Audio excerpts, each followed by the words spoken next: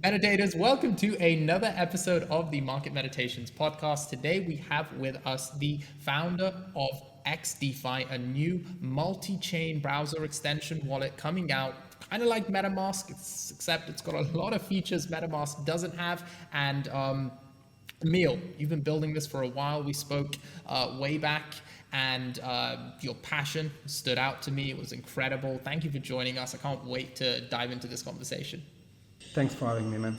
It's an absolute pleasure. So, before we get into the exciting things you guys are building and really changing the game, there's some innovative stuff coming out that I haven't seen other people even try to do yet. I know you've been a successful entrepreneur before this, Emile, and you've got a lot of experience. You've clearly led a huge team. XDEFI is an ambitious project that it's only in beta. You've got 27,000 users. Everyone who is invested speaks extremely highly of you and your team.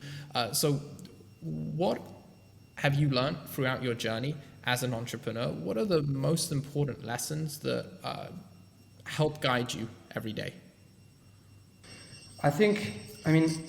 As a young, entrepreneur, I've made a lot of mistakes related to being, convinced that what really matters is the idea. Each one of us think he's special, I think, to a certain extent, and each one of us think that he has a special idea and that our idea is better than the next guy idea. But at the end of the day, the idea doesn't matter. And I think that was the hard reality that I've learned along my journey. And no matter how good is your idea, if you don't have the team to implement it, you're not going to go anywhere. And it's all about who are the people that are surrounding you, who are the people that you trust, and how complementary they are. I think this is what I've learned, and sometimes it's not just about how crazy what you want to build is. It's more about who are you with to building it, and it doesn't really matter what you build if you build it from the heart and with the people that are hardworking people and with skills in their own categories. Generally, you're gonna succeed.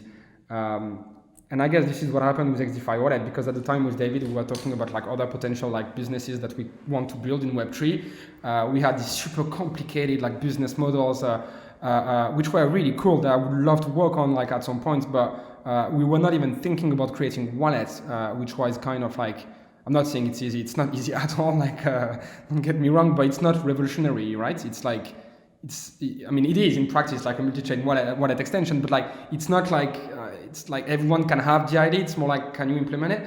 I think it worked because David and myself were complementary and were able to build a team around us that is complementary.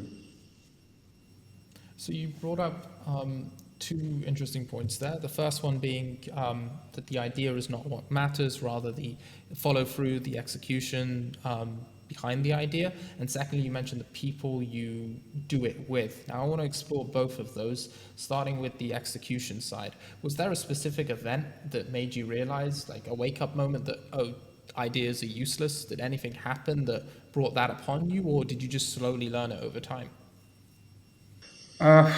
Failures. I had many failures, with great ideas that were not really implemented properly. For instance, because it wasn't the right time to. Yeah. So the first one, which is actually really interesting, because I'm talking to you, right, as an influencer. But back in 2013, we created basically a content aggregator for influencers, and that was mainly for YouTubers, people that were posting on Vine and Vimeo and so on. And basically, we created this platform on which they can have all their video content embedded in one place, and users, to be able to see all of the content from one single profile page, with a front page on which you have basically an embedded video player that was our own, that would basically, based on keywords that you enter, find with the proprietary algorithm that we had, the most buzzing content at a specific point of time. And we were basically monetizing with working with marketing agency and trying to, because we had a lot of data about all of these different influencers, to create tailor-made campaign for their own clients. and at the same time providing some tools for them to track the growth and the impact on their marketing strategy and revenue, obviously. So that's what we were doing. It was way too early. I think we would have done that 2 to 3 years later, like 2015, 2016, we would have been like super successful. I mean, maybe not, like we won't be able to know. But at the time, I don't think that people were seeing the value in it. And it's funny actually, because there are a few influencers that are now absolutely huge. I was talking to back in the days, trying to hustle them into joining the project, and it didn't work. And I think the idea was great. It wasn't my idea; it was the idea of a co-founder that I had before. Yeah, I think the idea was crazy, but it's just like wasn't the right time. So execution is also about luck. Are you in the right place at the right moment? And that's what happened with XDEFI Wallet.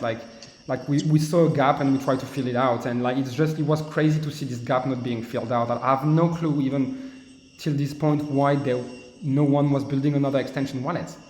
Like honestly, like that was like yeah. So we had to do it, and we did it. But yeah, they really, I mean, that point, while it definitely touched on execution, it brought up a third thing that wasn't mentioned, which is just the luck component. You have to keep failing until the luck comes your way, because you can engineer luck through just not stopping and repeatedly trying and moving in the right direction. Eventually you'll get lucky, like most of us did in crypto, but so much of success, especially extreme outliers of success, just has that huge luck component, which is also quite nice for keeping you humble, just remembering that there is that part of it, that if someone doesn't succeed for some reason, or you do succeed for some reason, it's not a special incident, it's just the way things are. So I definitely don't want to forget about and not circle back to the second thing you mentioned, which was picking the right people. Now I've spoken to several of your team members, and they all speak really highly of you, Emile, that you have a certain gravity about you to attract the right sorts of people. How do you attract the right sorts of people, and then how do you filter out to find the right people to work with? I'm not sure, man. That's the honest answer. I have no clue. No, I mean, I know it's like I'm trying to find people that have heart, and we have a friend in common actually that once told me like hire people with heart, Emile.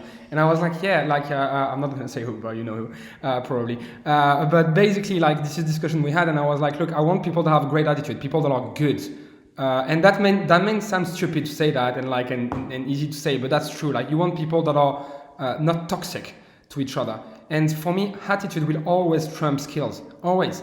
You can learn. People with the right attitude, they'll learn, they'll get better, they'll get good.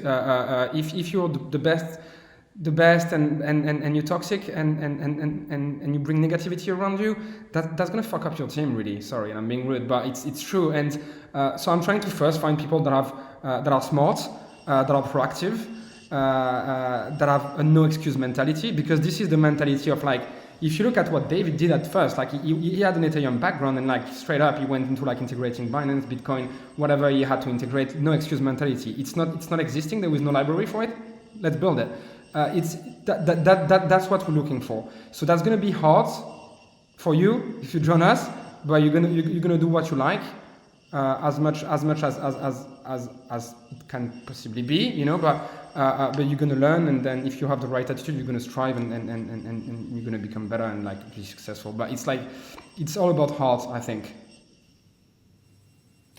That's a very nice way to put it. I absolutely love heart, because it encompasses attitude, and it also adds a positive element to just saying attitude, because attitude doesn't necessarily imply positive and compassionate. It implies empathy, all of these things which are essential to maintaining the right culture within the company. And then we've had a lot of founders on the podcast at this point, and something Sam Bankman-Fried said, which always sticks out in my head, was, so he mentioned the heart point, and then like you, he said skills are irrelevant, they can be taught, but he said he looks for high ceiling people that he doesn't care what skills they have right now, but he sees potential to be able to give them very large amounts of skill, which I thought would just be an interesting addition to your point there.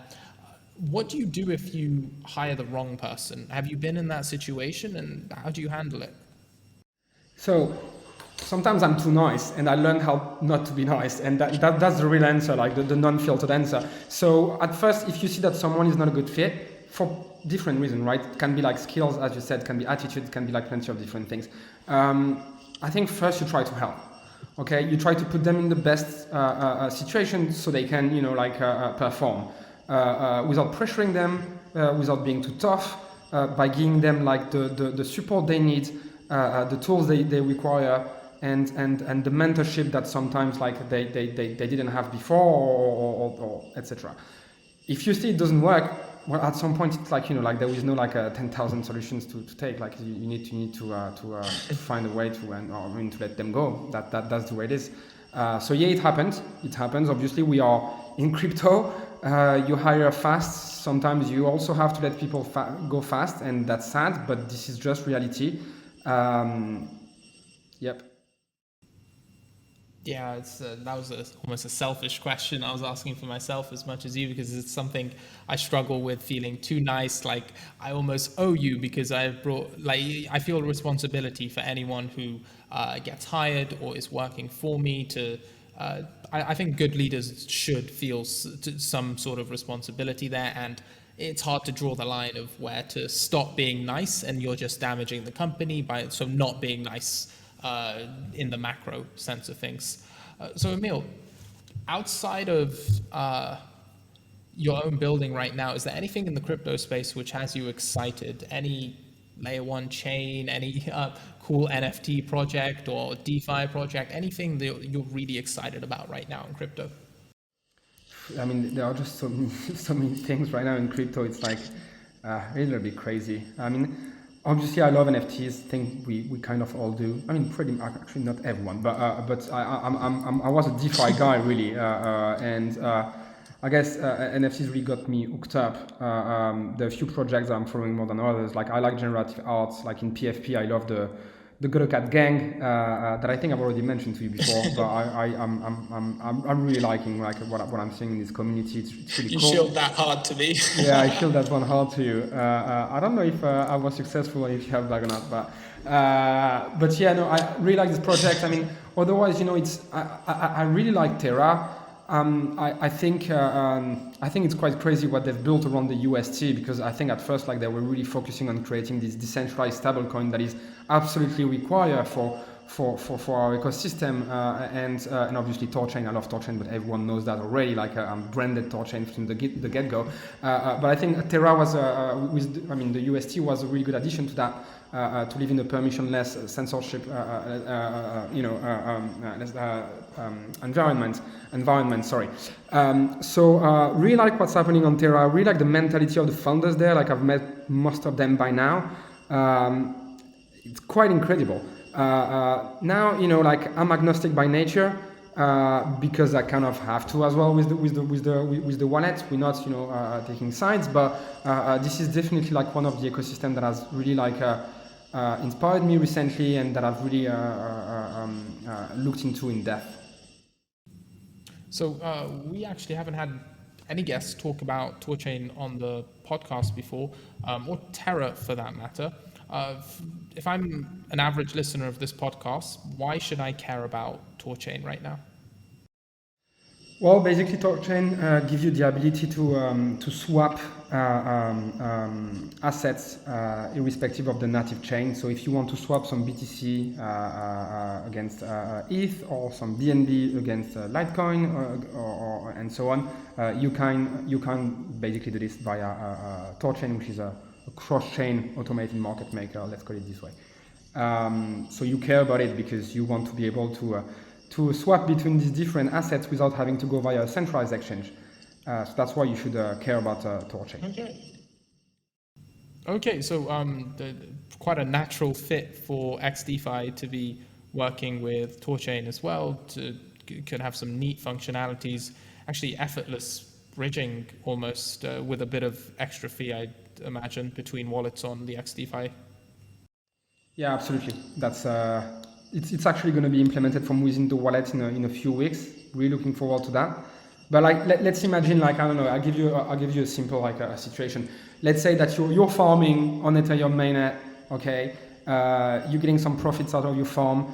instead of like reallocating into USDC and holding, you'd rather want to have some BTC to hold long term. You're going to take your profits, swap them from within the wallet directly into Bitcoin, and keep your Bitcoin in the wallet. Probably maybe provide liquidity within Thorchain with your Bitcoin, and likely like make a bit of return on that. So I think that's an appealing strategy that is made possible by Thorchain, and yeah, for me it's like obviously something groundbreaking that the ecosystem really needs to be able to swap native assets between each other in an effortless manner.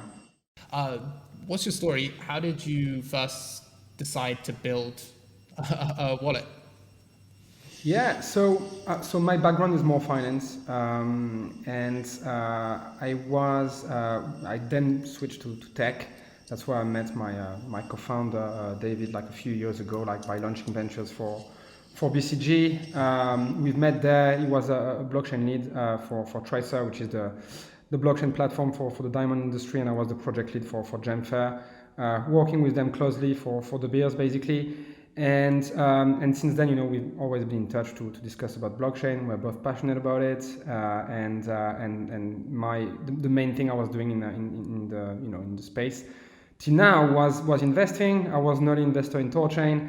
After the crash in March last year, I've told David, you should look into Rune, and he invested as well. And at the time we tried to understand a little bit more how we can help the Thorchain ecosystem to grow, and how we can involve ourselves. So we were super keen to build alongside the other incredible builders of the Thorchain community. So we had a few discussions with the core team at Thorchain, and it became quite obvious that the infrastructure that we've built since then was needed for users to be able to interact with all the UI interfaces that are powered by Thorchain. So at the time, we looked a little bit at the wallet industry, and mobile markets absolutely saturated. Custodial, non-custodial wallets, EVM-based wallets, like multi-chain wallets, a lot of different things. At the end of the day, a lot of the volume is still going via web clients. People, they want to have the flexibility of interacting with any dApps that they want, especially if they are hunting yields. And we decided to look at what's happening in the extension space. Metamask was basically the only player there, and only focusing on EVM-based networks. So it was kind of a non-brainer for us. We had the experience in Web3, we had the contacts, we had the potential devs to hire, and we just decided to create XDEFI wallet. Basically, that's how it came down. So that was the inception of the idea. I'm sure at that point you had a vision for what it would be like to execute and build this product. How different was that initial, what you thought this task would be, to what the task has actually become?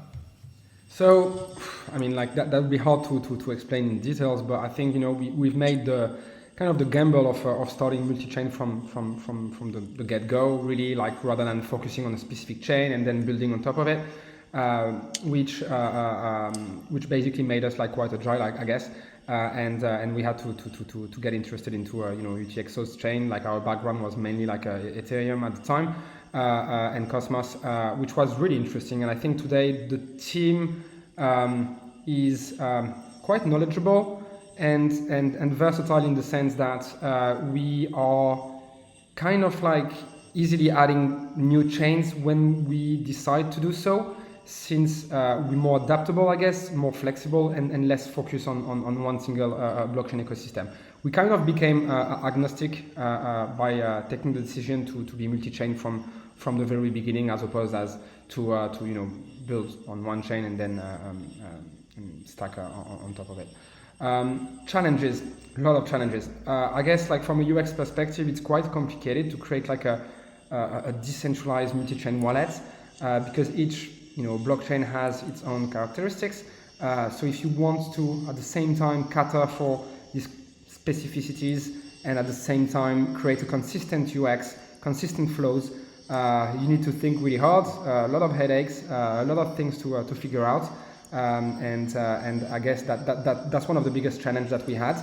I think we're getting there, definitely. That's the thing, right? Like first, we really wanted to have like a wallet that works. You have 8+ chains. wallet is meant to sign transactions. That's what we are. We are a way for users to sign transactions. I think we've nailed it. And a few months ago, we decided to push on the UX UI side, which is, I think, something that we've achieved since then.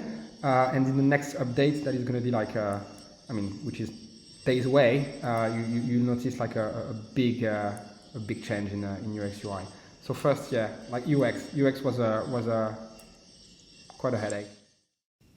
So the UX UI means I've got a wallet which I can very easily and intuitively use. A lot of people say one of the biggest barriers to crypto going mainstream right now is just the difficulty in using most decentralized applications. Even centralized platforms with crypto can be extremely complicated for the average person to use. And then secondly, you wanted to make the swaps from the Ethereum network to Binance, Solana, whatever else, effortless. And that's what you guys are doing, which also makes me think that you must be bullish on a multi-chain future where multiple different chains thrive. Does that mean the wallet can add any chain coming in the future? Yeah, I mean, look, again, that's a gamble we've made because like when we started, like it was in July last year, it was really much like a EVM and like Ethereum mainnet focused space. Like the multi-chain future was really just like kind of like a gamble at the time.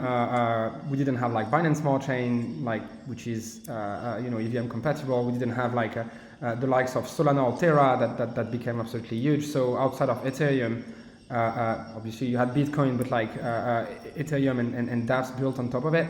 You didn't have much of kind of like a multi-chain environment. So when we did that, it was really much a gamble. Then we saw like Binance Smart Chain getting in, which was huge. They really quickly like attracted a lot of users. Polygon then, and obviously Solana and Terra, which are like two other layer ones, right? So since then, this thesis has been validated, which is great for us. We also had kind of the revenue model validated since historically wallets have always been like complicated to monetize. Metamask with the token swap proves the entire space that if you were adding swaps and taking like a fee on top of these swaps, you could actually generate some really interesting.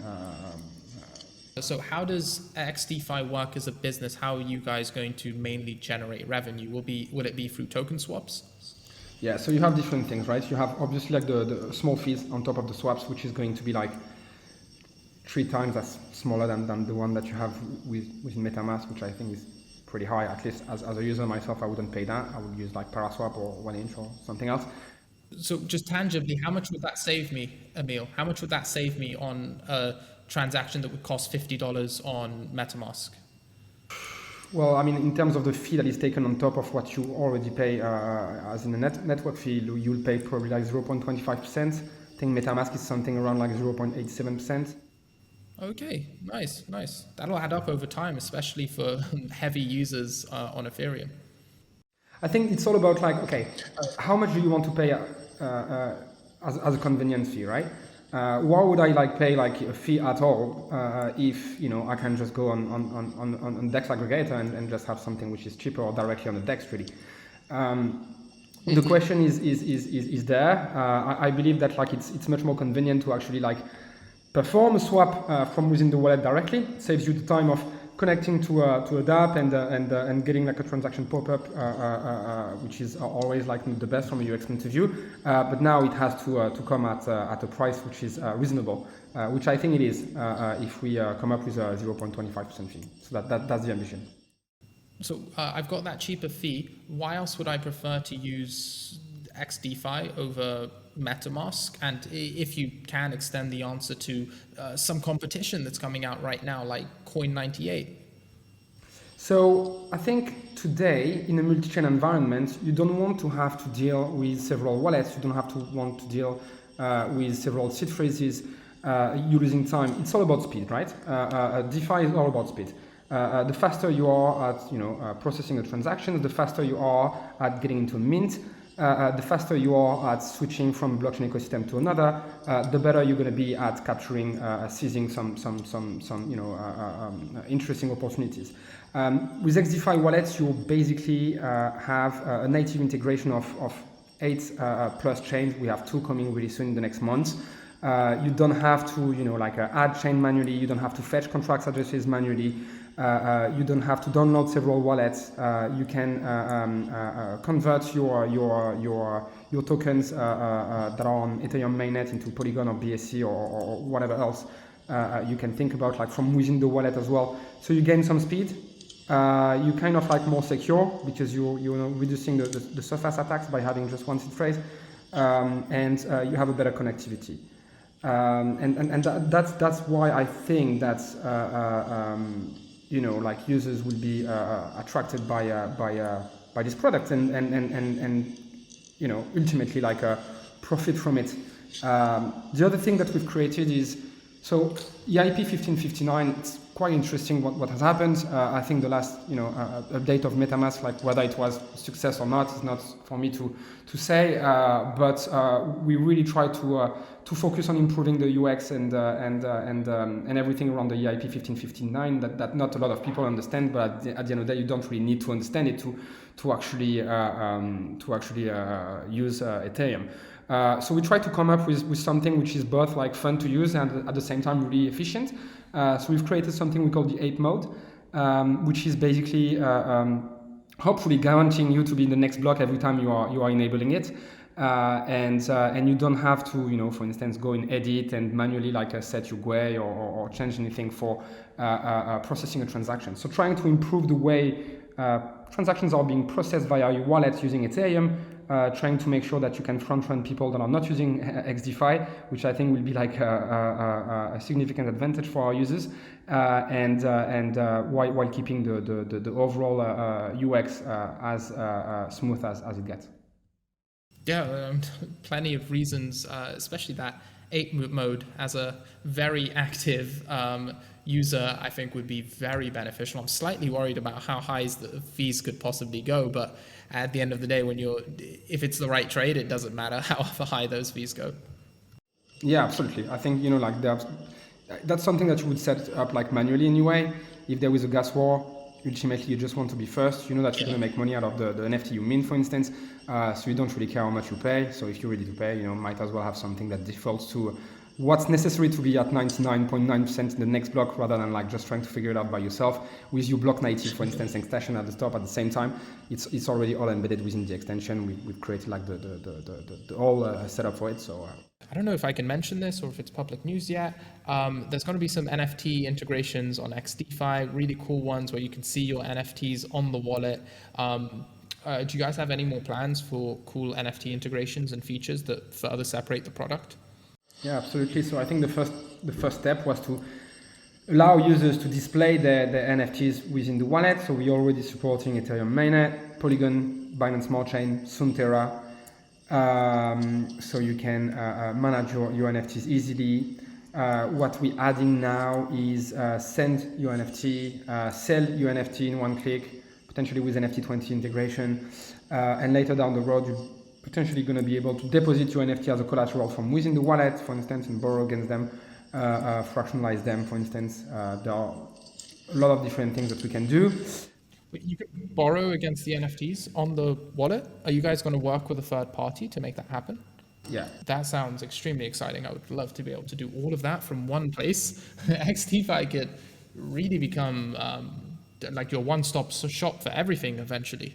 I think the beauty of being a wallet, once you've built the entire wallet infrastructure, you kind of in a position whereby you can just kind of create whatever you want on top of it and kind of be an aggregation layer of plenty of other features.